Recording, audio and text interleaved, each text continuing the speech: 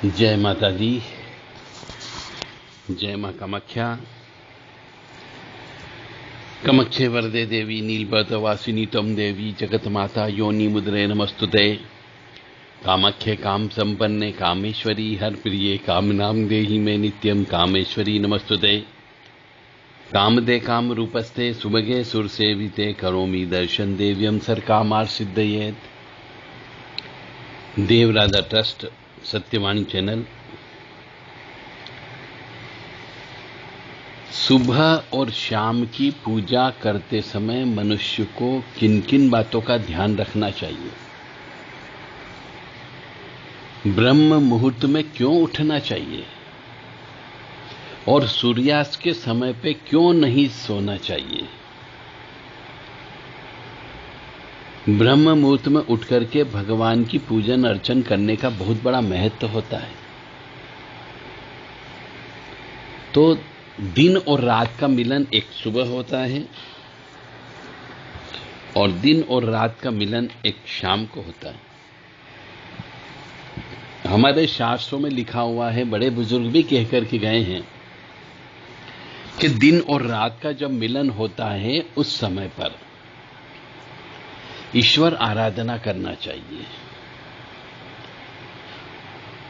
उस समय पे जब दिन और रात का मिलन होता है उस समय सोना नहीं चाहिए। दिन और रात का मिलन होता है उस समय भोजन नहीं करना चाहिए। दिन और रात का मिलन होता है उस समय पे झगड़ा नहीं करना चाहिए, क्लेश नहीं करना चाहिए, अशांति नहीं करना चाहिए, मारपीट नहीं करनी चाहिए। और ये भी कहा गया है कि दिन और रात के मिलन के समय पर सहवास भी नहीं करना चाहिए, क्योंकि दिन और रात का जब मिलन होता है उस समय सिर्फ ईश्वर का नाम लिया जाता है। तो सुबह जो मिलन होता है जिसको ब्रह्म मुहूर्त कहा जाता है उस समय कौन सी पूजा करना चाहिए और शाम को कौन सी पूजा करना चाहिए, इसके बारे में हम आपको गहनता से गहराई में लेकर के जाते हैं। तो जब सूर्य उदय होता है उसके 1 घंटा पहले तक का समय ब्रह्म मुहूर्त कहा जाता है। उस समय पे महामृत्युंजय मंत्र, गायत्री मंत्र या अपने इष्ट देवता की स्तुति वगैरह का पाठ करना चाहिए स्नान ध्यान करने के बाद। और हम देखते हैं बहुत से घरों में सूर्य उदय होता है उसके पहले पहले झाड़ू पोंछा लग जाता है, लिपाई भी हो जाती है और उस पर रंगोली बना करके एक दीपक रख दिया जाता है। ये इसलिए किया जाता है कि उस समय पे सुबह ब्रह्म मुहूर्त के समय पे जब सूर्य की प्रथम किरण निकलती है घर के अंदर धनात्मक ऊर्जा आती है और सूर्यास्त के समय पे नकारात्मक ऊर्जा आती है। दोनों में जमीन आसमान का अंतर है। सवेरे का जो दिन और रात का मिलन होता है उस समय पे पॉजिटिव एनर्जी घर के अंदर प्रवेश करती है, इसलिए झाड़ू वगैरह सब उसके पहले लगा दिया जाता है, पोंछा लगा दिया जाता है, गाय के गोबर से लीप दिया जाता है और उसके बाद में दीपक लगा करके रंगोली लगाई जाती है। मुख्य दरवाजे पर फूल बिखेरे जाते हैं ताकि आपके यहाँ पे लक्ष्मी नारायण जी की कृपा प्राप्त हो सके। लक्ष्मी नारायण जी का आगमन होता है। पहले ये सब प्रथा थी, परंतु आजकल छोटे छोटे घर होने की वजह से प्रथा बंद हो गई है। सुबह के समय पे सुगंधित धूप, सुगंधित अगरबत्ती या सुगंधित वातावरण फैलाना चाहिए और सुबह सुबह ब्रह्म मुहूर्त के अंदर घंटी का बजाना चाहिए, शंख की नाद करना चाहिए, आरती करना चाहिए। ऐसा सब जो है सुबह के समय पे किया जाता है। ऐसा करने से मंदिर और मंदिर के आसपास जितने भी घर होते हैं, यदि घरों में भी अभी आप ये करोगे तो उसमें सकारात्मक ऊर्जा का प्रवाह होता है। नेगेटिव एनर्जी नहीं रह सकती ऐसी जगह। इसलिए कहते हैं कि जहां पर नकारात्मक ऊर्जा है वहां पर दीपक लगाना चाहिए और आरती वगैरह करना चाहिए, घंटी बजाना चाहिए, अखंड रामायण का पाठ करना चाहिए, जिससे वो नकारात्मक ऊर्जा स्थान छोड़ करके चली जाती, क्योंकि उसको ये सात्विक पूजा पाठ बिल्कुल भी पसंद नहीं होती है।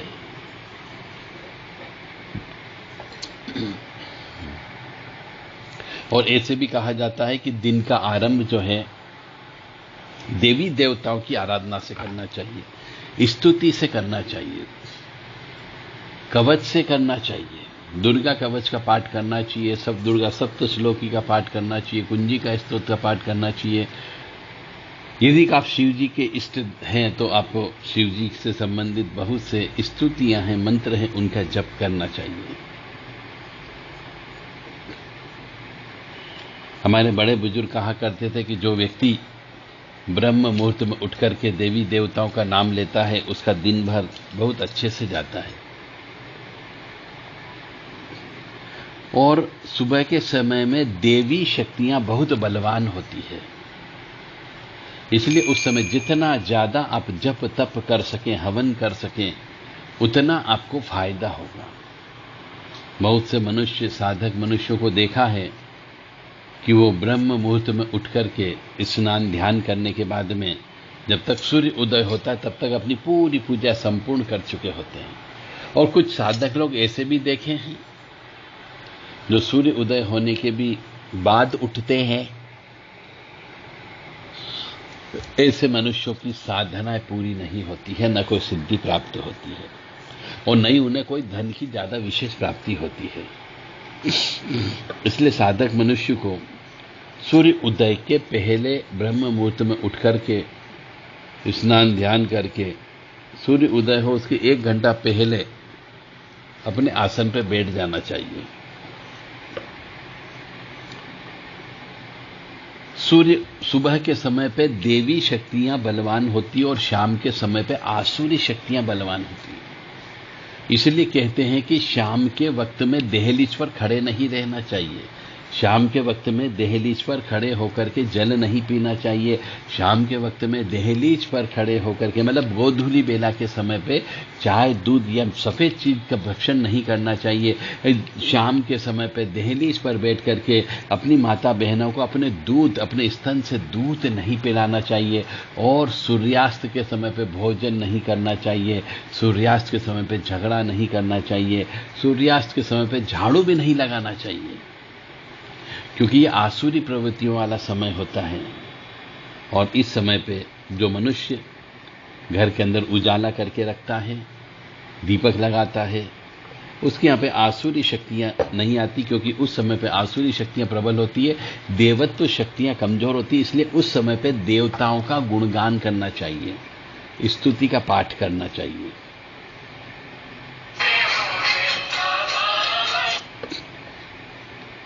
और भगवान को प्रसन्न करने के लिए सुबह पूजा पाठ करना अत्यंत आवश्यक होता है। सिद्धियां प्राप्त करने के लिए भी ब्रह्म मुहूर्त में उठ करके ही जप तप करना चाहिए, वह 10 गुना फायदा करता है। इसलिए सुबह के समय पे धनात्मक ऊर्जा बहुत ज्यादा होती है। शाम के वक्त में आसुरी शक्तियों के प्रभाव को कम करने के लिए सूर्य ढलने के बाद यानी गोधूली बेला के समय पे देव उपासना करनी चाहिए, यानी दीपक लगा करके उजाला तो अवश्य कर ही देना चाहिए। और जितना आपको ज्ञान हो, गुरु से ज्ञान मिला हो, माता पिता से मिला हो, भाई बहनों से मिला हो, अपनी संस्कार संस्कृति के अनुसार मिला हो, उस समय पे आपको अवश्य घर पे रह करके दिया बत्ती करना चाहिए, घर की सभी लाइट प्रज्वलित कर देना चाहिए और देवी देवताओं की उपासना करना चाहिए, स्तुति का गान करना चाहिए। कुछ भी बोल सकते हैं जो आपको आता हो, चाहे चालीसा आती हो तो चालीसा बोलते हैं, अपने इष्ट देवता की, कुल देवता की आरती करते, कुल देवता के सामने दीपक लगाते। उस समय पे गाय का सूखा गोबर जला करके गूगल की धुनी देना चाहिए, जिससे देवता लोग को पावर मिलती, देवता लोगों को वो मिलता है, शक्ति प्राप्त होती है। सुबह और शाम दोनों समय की गई प्रार्थना का अपना अपना महत्व होता है। आजकल हम देख रहे हैं कि लोगों को सुबह काम पर बहुत जल्दी जाना पड़ता है, तो वो तो ब्रह्म मुहूर्त में ना तो उठ पाते हैं और न ही कोई साधना आराधना या भगवान का नाम नहीं ले पाते हैं, तो उनके यहां पे दुख रहता है, दरिद्रता रहती है। तो मनुष्य को किसी भी हो, किसी भी हालत में 10-15 मिनट ब्रह्म मुहूर्त में, सुबह के वक्त में अपने इष्ट देवता का, कुल देवता का, कुल देवी का अवश्य ध्यान करना चाहिए और उनकी कोई न कोई स्तुति का गान अवश्य करते रहना चाहिए। क्योंकि वर्तमान में कलयुग है, बहुत से मनुष्य बड़े बड़े शहरों वाले 2 घंटे 3 घंटे तक यात्रा करने के बाद में अपने गंतव्य स्थान पर, जहां पे रोजी रोटी कमाते हैं, वहां पर जाते हैं। तो ऐसे में उनके पास में बस में या ट्रेन में यात्रा करते समय, कार में यात्रा करते समय उन्हें जल्दी उठने की वजह से नींद लग जाती है। तो वो न तो घर पे पूजा पाठ कर पाते हैं और न ही चलते समय कार में कोई पूजा कर पाते हैं, न ट्रेन में पूजा पाठ कर पाते हैं। तो ऐसे मनुष्यों की जिंदगी एक जानवर से बदतर होती है, क्योंकि वह कमाता है परंतु दूसरों के लिए कमाता, अपने लिए नहीं कमाता है। जानवर तो कम से कम अपना ही पेट भरता है, परंतु मनुष्य जो है अपने पेट भरने के बजाय अपने परिवार का, अन्य सदस्यों का, जिनका बीमारी दुखी होती है, उनके लिए पैसे कमाता है और अपने जीवन को बर्बाद कर देता है। इसलिए सुबह के समय पे, समय होने पर उठना चाहिए, पूजा पाठ करना चाहिए, धूप देना चाहिए, धूप बत्ती जलाना चाहिए और सुगंधित द्रव्य का प्रयोग करना चाहिए। शाम के वक्त में जब भी पूजा पाठ करते हो, गोधूली बेला के समय पे, तो कुछ चीजों का आपको ध्यान रखना होगा कि दहलीज पर बैठ करके किसी प्रकार की कोई भी पूजा पाठ नहीं करना है। तुलसी के पत्ते और गंगाजल, ये शाम के वक्त में तुलसी के पत्ते नहीं तोड़ना चाहिए, सूर्यास्त होने के बाद में पहले से तोड़ करके रख लें। गंगाजल का छिड़काव अवश्य करना चाहिए। सूर्यास्त के बाद, आरती करने के बाद देवी देवता जो है विश्राम करने के लिए चले जाते हैं, ऐसी मान्यता है। तो एक बार यदि मंदिर के कपाट बंद कर दिए हैं आपने, आरती कर दी है, तो उसके बाद को पर्दे नहीं खोलना चाहिए, कपाट भी नहीं खोलना चाहिए।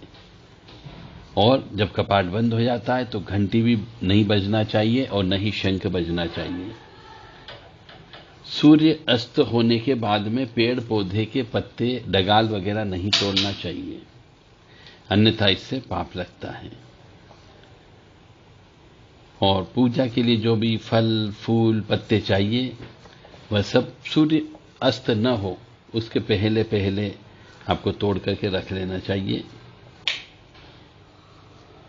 और श्री हरि विष्णु और उनसे संबंधित जितने भी अवतार होते हैं, चाहे वो श्री रामचंद्र जी का हो, नरसिंह अवतार हो, वामन अवतार हो, इनके कोई मंदिर हो, इनकी उपासना करते हो, तो इनको जो भोग लगाया जाता है उसमें तुलसी पत्र का होना अत्यंत आवश्यक होता है।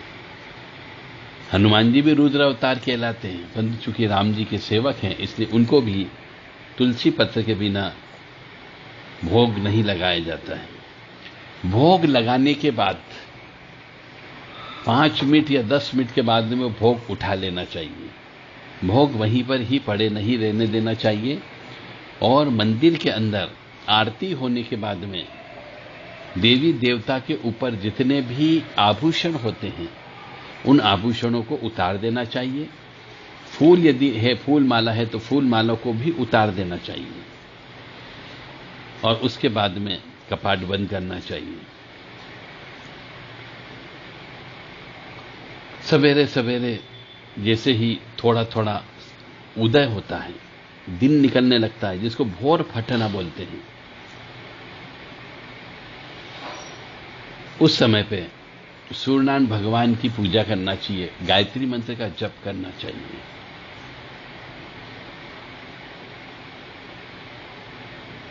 तो दोनों पूजा, सूर्य उदय की पूजा और सूर्यास्त के समय की पूजा में जमीन आसमान का अंतर होता है। मुझे उम्मीद है कि आपको समझ में आया होगा कि सूर्यास्त के समय पे क्या करना चाहिए और सूर्य उदय के समय पे क्या करना चाहिए। सूर्यास्त के समय पे आसुरी प्रवृत्तियों का प्रभाव ज्यादा होता है, राक्षसों का प्रभाव ज्यादा होता है, दिन जिन्नादों का प्रभाव ज्यादा होता है, प्रेतों का प्रभाव ज्यादा होता है। तो सूर्यास्त के समय पे गाड़ी भी नहीं चलाना चाहिए, अन्यथा एक्सीडेंट होने की संभावना बहुत ज्यादा होती है। तो सूर्यास्त के समय पे 35 से 38 मिनट तक किसी मंदिर में या मंदिर के सामने यदि गाड़ी चला रहे हो तो उस समय पर रुक करके गाड़ी चलाना चाहिए। मंदिर में बैठ करके जब तब करें और उसके बाद में जब अंधेरा हो जाए उसके बाद गाड़ी प्रारंभ करना चाहिए। सूर्यास्त के समय पे शराब मांस का सेवन नहीं करना चाहिए, अन्यथा आपके जीवन में आसुरी प्रवृत्तियां अवश्य प्रवेश कर जाएगी। जय माता दी, जय मां कामाख्या। मां भगवती जगतजननी आदिशक्ति भवानी और परमपिता परमात्मा आपको सुखी रखे, स्वस्थ रखे, प्रसन्न रखे, ऐसी कामना हम अर्धनारीश्वर से करते हैं। तो दुर्गति नाशिनी दुर्गा जय जय, काल विनाशिनी काली जय जय, उमा रमा ब्रह्माणी जय जय, सीता राधा रुक्मणी जय जय, महालक्ष्मी नमस्तुभ्यं नमस्तुभ्यं सुरेश्वरी, हरिप्रिय नमस्तुभ्यं नमस्तुभ्यं दयानिधि, काली काली महाकाली काली के पाप नाशिनी, खड़गहस्ते मुंडहस्ते काली काली नमस्तुते, काली काली महाकाली काली के परमेश्वरी, सर्वानंद करी देवी नारायणी नमस्तुते, नीरहार हार धन सार सुधाकरं भा कल्याणं दा कनक चंपक धाम्बूषाम, तुंग बिंग चुकुंब मनोहरांगी वाणी नमामि मनसा वत्सा विभूत्ये। ओम ऐं सरस्वत्यै नमः, ओम ह्रीं दुम दुर्गाय नमः, या जल जल प्रज्वल अग्निरूपाय ओम हौं ह्रीं श्रीं जाला देवी नमः। देवी प्रपन्नताति हरे देवी प्रसिद्ध मातर्खिलस्य, प्रसिद्ध विश्वेश्वरी पाहि विश्वन्तमीश्वरी देवी चराचरस्य, शुभं करोति कल्याणं आरोग्यं धन संपदा, शत्रुबुद्धि विनाशा दीपज्योति नमस्तुते। ओम उग्रवीरं महाविष्णुं ज्वलन्तं सर्वतोमुखं, नरसिंहं भीषं भद्रं मृत्युं मृत्युं नमाम्यहम्। ओम खैं खैं खों खं फट् प्राणगहासी प्राणगहासी, ओम फट् सर्वशत्रु सहाना सरसालुआय पक्षी राजाय हुं फट् स्वाहा। ओम ह्रीं व्रज नखाय तीक्ष्ण दष्टाय महासिंहाय हुं फट् स्वाहा। जो मनुष्य इन स्तुतियों को और इन मंत्रों को रोजाना अपने ब्रह्म मुहूर्त के समय पे इसमें और शाम को सूर्यास्त के समय पे पाठ करता है, याद करके बार बार रिपीट करता है, उसके जीवन में महाकाली महालक्ष्मी महासरस्वती की कृपा के साथ साथ शत्रु स्वतः दूर होते जाएंगे। विशेष तौर से दोनों समय पे 30 भगवान के नाम अवश्य लेना चाहिए। उन 30 नामों में इस सारे संसार के ब्रह्मांड के करीब करीब सभी नामों का उल्लेख आ जाता है। ओम श्रीमन महागणाधिपते नमः, ओम उमा महेश्वराभ्यो नमः, ओम शची पुरंदराभ्यो नमः, ओम वाणी हिरण्यगर्भाभ्यो नमः, ओम लक्ष्मी नारायणाभ्यो नमः, ओम कुल देवताभ्यो नमः, ओम इष्ट देवताभ्यो नमः, ओम ग्राम देवताभ्यो नमः, ओम स्थान देवताभ्यो नमः, ओम स्थापित देवताभ्यो नमः, ओम सर्वेभ्यो देवेभ्यो नमः, ओम सर्वेभ्यो तीर्थेभ्यो नमः, ओम सर्वेभ्यो ब्राह्मणेभ्यो नमः, ओम सर्वेभ्यो ऋषिभ्यो नमः, ओम सर्वेभ्यो सिद्धाय नमः, ओम नवग्रह देवताभ्यो नमः, ओम वास्तु देवताभ्यो नमः, ओम गुरुभ्यो नमः, ओम मातपितृ कमलेभ्यो नमः, ओम सर्वेभ्यो पितृभ्यो नमः, ओम चतुष्षष्टि योगिनी देवेभ्यो नमः, ओम षोडश मातृका देवेभ्यो नमः, ओम सप्तघत मातृका देवेभ्यो नमः, हम हनुमते नमः, ओम बम भैरवाय नमः, ओम छम क्षेत्रपालाय नमः, क्रीं कालिकाय नमः, सप्तसागरेभ्यो नमः, ओम सप्तनदीभ्यो नमः, ओम सप्तऋषिभ्यो नमः, ओम उग्रवीरं महाविष्णुं ज्वलन्तं सर्वतोमुखं, नरसिंहं भीषं भद्रं मृत्युं मृत्युं नमाम्यहम्। इस प्रकार से ब्रह्म मुहूर्त के समय पे और सूर्यास्त के समय पे देवताओं को शक्ति प्रदान करने के लिए, आसुरी प्रवृत्तियों से लड़ने के लिए आपको देवी देवताओं की स्तुतियां का पाठ करना चाहिए और गाय के सूखे गोबर को जला करके उसके ऊपर गूगल की धुनी देना चाहिए, या फिर गुड़, काले तिल और घी मिला करके उसकी धुनी भी आप दे सकते हो। जय माता दी, जय मां कामाख्या।